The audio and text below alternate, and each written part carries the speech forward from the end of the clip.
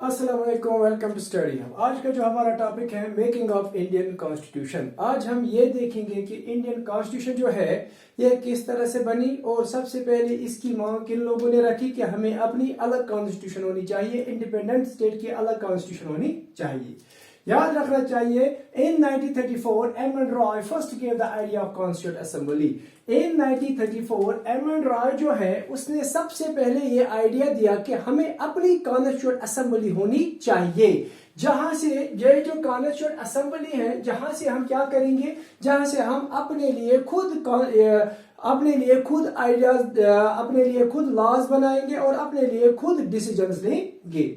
तो उसके बाद इसका याद रखना नाम, ये जो एम एन रॉय था, एम एन रॉय ने सबसे पहले कॉन्स्टिट्यूंट असेंबली बनाने की मांग की। तो उसी ने सबसे पहले ये आइडिया दिया कि we should have our own constituent assembly. ये जो एम एन रॉय था, एम एन रॉय कौन था? M N Roy was the founder of the communist party, founder of communist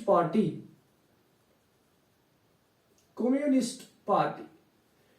ये जो एम एन रॉय था उसने फाउंड किया था, उसने बुनियाद रखी थी कम्युनिस्ट पार्टी की। तो ये एक कम्युनिस्ट था, तो उसने सबसे पहले ये मांग की थी कि हमें अपनी कॉन्स्टिट्यूंट असेंबली होनी चाहिए, तो जहां पे हम अपने लिए खुद लॉज बना सकते हैं। उसके बाद इन 1935 में क्या होता है? Indian National Congress for first time officially demanded a constituent assembly. तो सबसे पहले एम एन रॉय स्टार्ट करता है। तो इसके बाद ये जो इंडियन नेशनल कांग्रेस है 1935 में, वो डिमांड करते हैं ऑफिशियली, पहली बार ऑफिशियली वो डिमांड करते हैं कि हमें अपनी कॉन्स्टिट्यूंट असेंबली होनी चाहिए, और वो कॉन्स्टिट्यूंट असेंबली जो है it will frame our constitution, और वही कॉन्स्टिट्यूंट असेंबली जो है फिर वही वो अपनी कॉन्स्टिट्यूशन बनाएगा।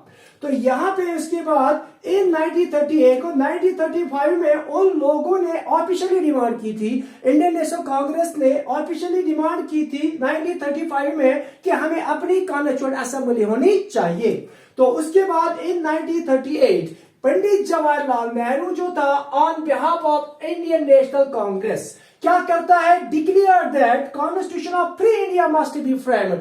अब वो डिक्लेयर करता है 1938 में पंडित जवाहरलाल नेहरू ऑन बिहाफ किनकी तरफ से? इंडियन नेशनल कांग्रेस की तरफ से वो डिक्लेयर करता है कि नहीं, अब हमने कॉन्स्टिट्यूशन होनी चाहिए किसके लिए? फ्री इंडिया के लिए, and without outside interference, outside interference के बगैर हमें अपनी कॉन्स्टिट्यूशन होनी चाहिए। और वो जो कॉन्स्टिट्यूशन है वो कौन बनाएगा? Constituent assembly. याद रखना चाहिए यहां पे पंडित जवाहरलाल नेहरू जो है 1938 में on behalf of Indian National Congress declare करता है, क्या कहता है कि constitution of free India must be framed. वो कहता है पूरी इंडिया की आजादी के लिए मांग करता है कि फ्री इंडिया की कॉन्स्टिट्यूशन अब बननी चाहिए, और ये जो कॉन्स्टिट्यूशन है वो बनेगी विदाउट आउटसाइड इंटरफेरेंस। इसमें कोई भी मुदाखलत अंग्रेजों की नहीं होनी चाहिए, कोई भी मुदाखलत इसमें ब्रिटिशर्स की नहीं होनी चाहिए। हम अपने बल पे अपनी कॉन्स्टिट्यूशन बनाएंगे।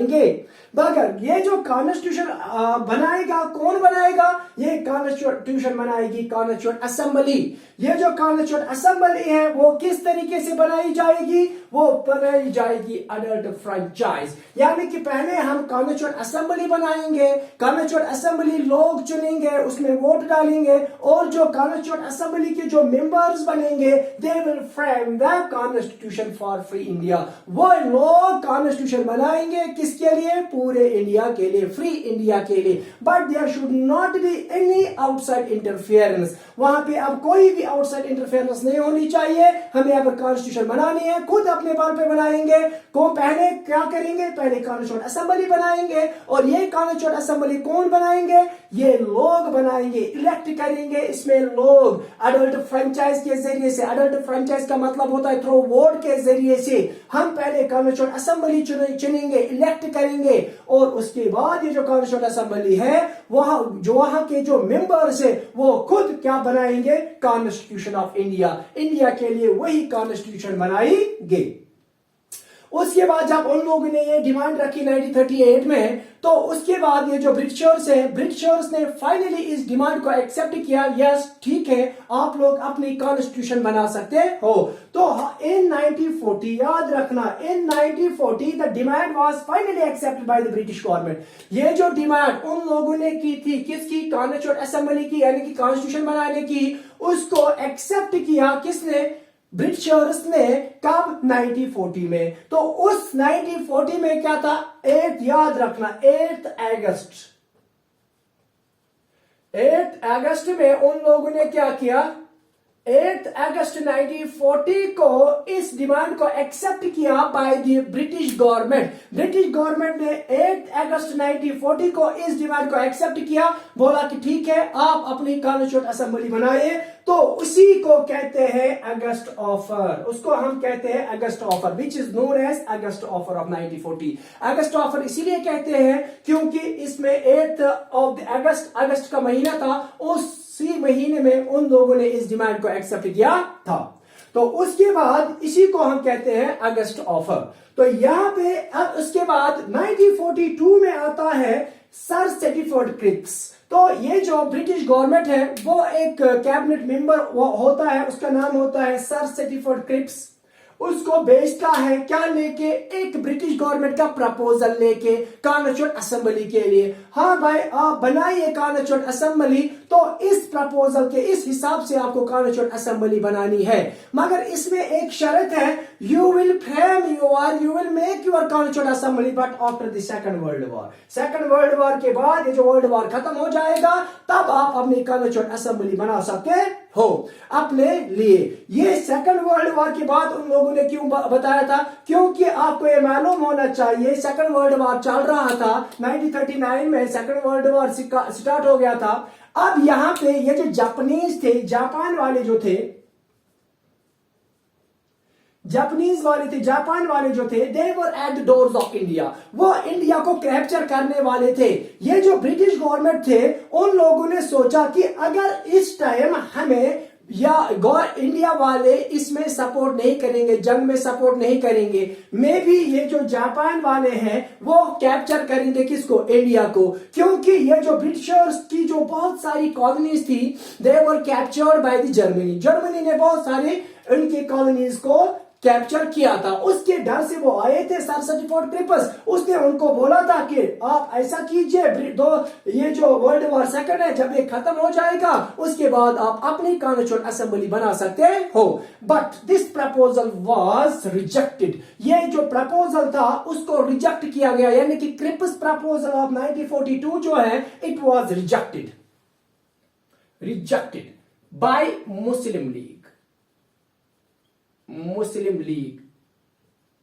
ये मुस्लिम लीग क्या थी? Muslim League was the second largest party after the Indian National Congress. Indian National Congress के बाद जो भी दूसरी बड़ी पार्टी थी वो थी मुस्लिम लीग। मुस्लिम लीग ने इस क्रिप्स प्रपोजल को नकारा, बोला कि नहीं, हमें ये एक्सेप्ट नहीं है।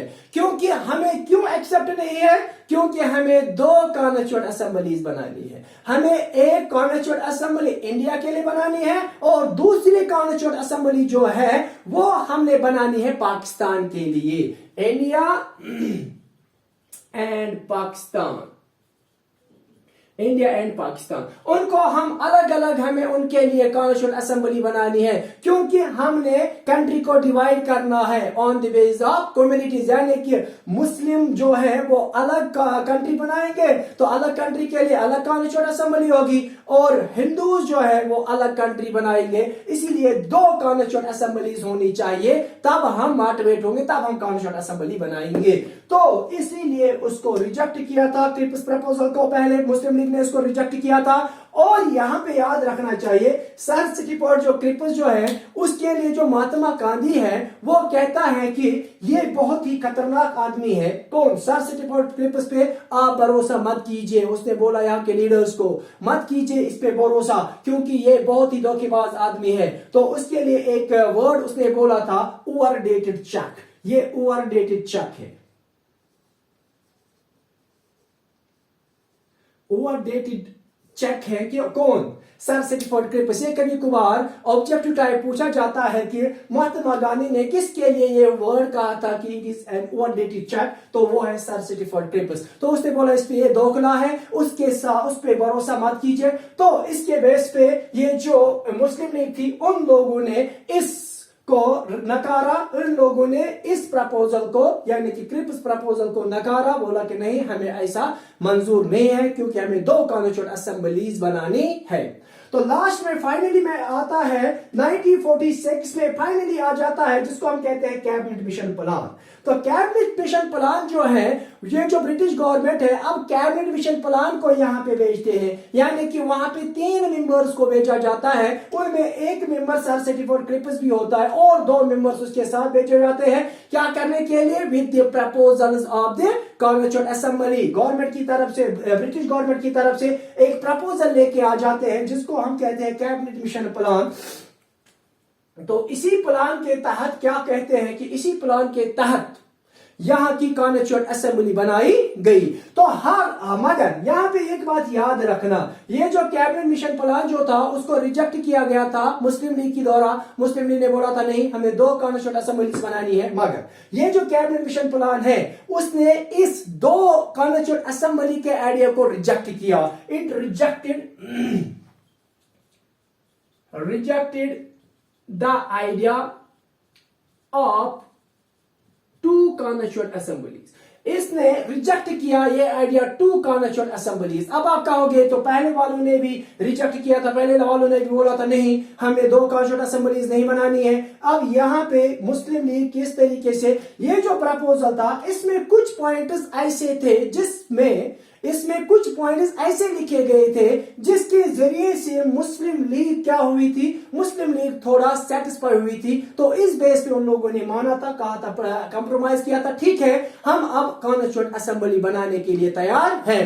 तो याद रखना चाहिए ये जो फाइनली जो कॉन्स्टिट्यूएंट असेंबली बनाई गई किसके तहत बनाई गई? कैबिनेट मिशन प्लान के तहत बनाई गई।